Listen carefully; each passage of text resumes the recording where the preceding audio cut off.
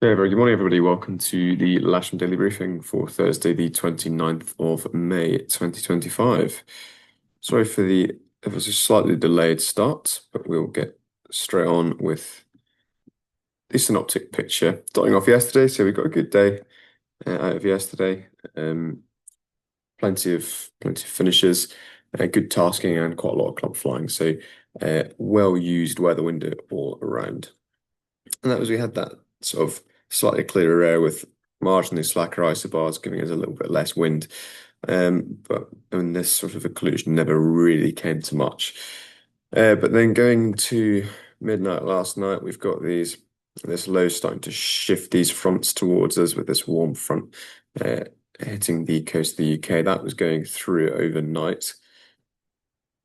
And you can see by midday today, it's now in a sort of quite classic warm sector, which is sort of explains a lot of the weather we're seeing out the window at the moment. Uh, However, we do expect as the front gets further and further away again by about 12 UTC that a lot of this low cloud will have moved on, burnt off, and we'll actually get something out of this afternoon.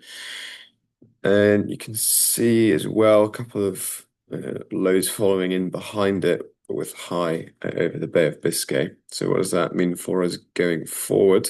Well, this evening at midnight, that low shifting a little bit further northeast and possible warm front remaining overnight. And then with clearer air tomorrow, hopefully we actually get more of that cold front than the warm front, and we can get some more of an unstable air mass, and hopefully quite a reasonable day tomorrow. And going forward again, Saturday we've got past a cold front after, which is then weakening. So after which we should have some quite reasonable soaring conditions. But back to today, looking at the sat pics, you can see very cloudy indeed. Evidence of some wave up in Wales and actually on the south of Ireland, maybe even down the south western tip of the UK. But again, here fairly thick cloud, thinning out in places though, and we can expect that to come make its way here within the next few hours. Now, the rain associated with that, just general quite light showers. Associated with that quite a lot, whether heading into Holland there. But in terms of the UK, it's mainly just this low cloud. There's not a huge amount of precipitation. In terms of what that's forecast to look like, we'll run through the Met Office prediction starting at 9 o'clock local. And you can see areas of moisture, but no defined rain as such to affect us today. So it shouldn't be an issue for the day flying, and moving into the evening, there should be nothing to affect us whatsoever. There's no no current TAF out from Odium, but their METAR is giving us 22013 knots, visibility greater than 10 kilometers, and broken at 700 feet, which is, I think we can concur with that.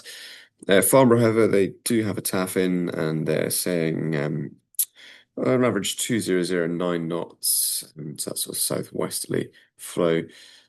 Visibility greater than 10, scattered at 2,000 feet, and then in the early part of this morning, or between sort of 7 and 1 o'clock, we've got 7,000 meter visibility, drizzle broken at 1,200 feet, and there's a prob 40 between now and 11 o'clock, 4,000 meters, drizzle broken at 600. Hopefully, though, that's going to move on, and from about midday, 1 o'clock onwards, we'll have quite nice weather. Peak wind there being 200, 15 gusting 25. So much the same as we've seen, fairly blustery at times, but nothing too significant. On the topic of winds, we'll have a look at the spot winds, and to the south of us, towards the Channel Islands, we are getting 250 degrees, 30 knots at 1,000 feet, and 25 knots at 2,000 feet. So reasonably brisk sort of soaring height. But to the north of us here, we're getting 240, 25, and 30 knots. So they're more or less giving us the same story. Windy, just confirming that southwesterly flow, a little bit more south in it than we've had in the last couple of days, but nothing that's going to cause us any real issue. The Met Office local forecast then, you can see they're showing the lower cloud until about 12 or 1 o'clock, then opening up quite nicely. Temperature up to 20 degrees on the ground, feeling a little bit cooler with that brisk westerly, and winds 14 gusting up to 28 in the early part of the afternoon. Visibility not going to be quite as good as it has been in previous days, but it shouldn't be too bad. And humidity level coming right down as the day goes on. GFS, they're suggesting slightly higher temperatures up to 23 degrees in our area. It all just depends on when we can get this clearance to come through, and with a dew point there of 14. We're currently up to an outside temperature of 15.7, dew point only 13.7, however, so hence the fairly low cloud base. When we look at SkySight's point forecast now, you can see hopefully they're not quite so optimistic in terms of the cloud thinning out, but I suspect it will around about this time here. Thermals maybe 2.5 knots up to 3,000 feet in places, with the thermal top winds being around sort of 25 knots and westerly. We look at cloud distribution then on Top Meteo, starting at 9 o'clock local.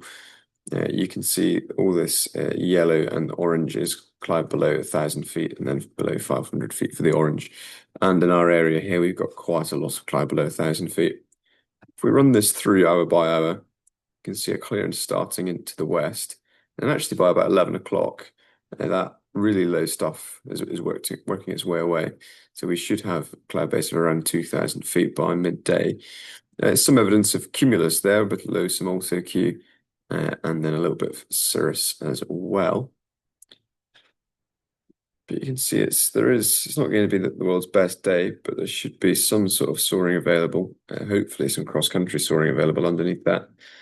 And then by about 6 o'clock this evening, we've no longer got that cumulus to look at in our area, but we do have a fair amount of medium cirrus. NOTAMs, we won't talk too much about the NOTAMs, just in terms of what we'd be doing for local flying. At 17, we have Bart and Stacey live firing, 19 being Lasham competitions, and then 20 and 22 are the danger areas over at Lark Hill. EDG 123 and EDG 125, those are both active.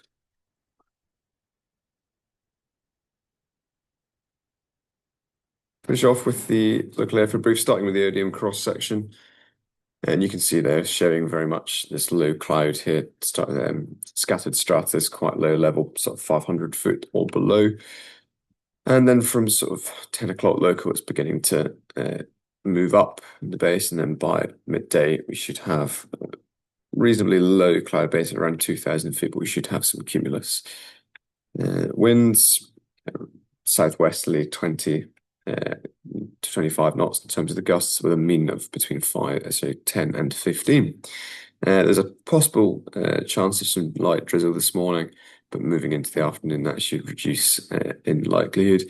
And visibility improving, maximizing around 6 o'clock this evening at 40 kilometers. Before then, it's going to be fairly hazy, so when we do fly, just bear that in mind. Global bookings, there's one K21 for booked instruction. There's a K21 on the casual list for club members. We also got a K13 for trial lessons today. There is ample single seat availability, and at the moment there's nobody on the casual list. Movements today, we've already had a Navajo depart about 8:30 this morning. That was the one that went out yesterday and came back for maintenance issues. We've also got a 727 expected out later this evening. The flight plan's in for 18:45 local. That's obviously subject to change. And we've also got an Air Force Chinook coming in from ODM, and estimating that about 5:30 this evening. It'll be on site for about 2 hours. and then be departing again after that. So during sort of 5 minutes either side of that arrival and departure for the Chinook, we'll be stopping all flying operations to give them a clear circuit. So, in summary, we've got damp, warm sector conditions with a westerly wind, cloud opening up hopefully around midday. We'll be operating runway 27 today, winching from the pan as we have been, provided the Comp 2 grid, and the grid will be on 27 hard. So don't land or taxi across the disused runways as shown here in red. And this is the airfield setup with the launch point in the normal place, as has become the case, and the winch itself down by 2XL tower. The grid on 27 hard, and any club air towing will be from the north side by the trailers. And just to make sure we're all aware of the variable centre line that we've got in force at the moment, depending on which direction they're finishing, most likely today it will be right-hand circuits for the finishers, and the 75, or the bigger pardon, the yellow line that's 75 meters south of the runway edge will be the new runway centre line. So right-hand circuits can cross the extended centre line of 27 hard, but they must not cross this line here, which is mown very clearly in the grass. Left-hand circuits, on the other hand, must not cross this line to the north. That's all from me. We'll hopefully get this clearance very shortly. Get out there and have a good day's flying. Thank you very much.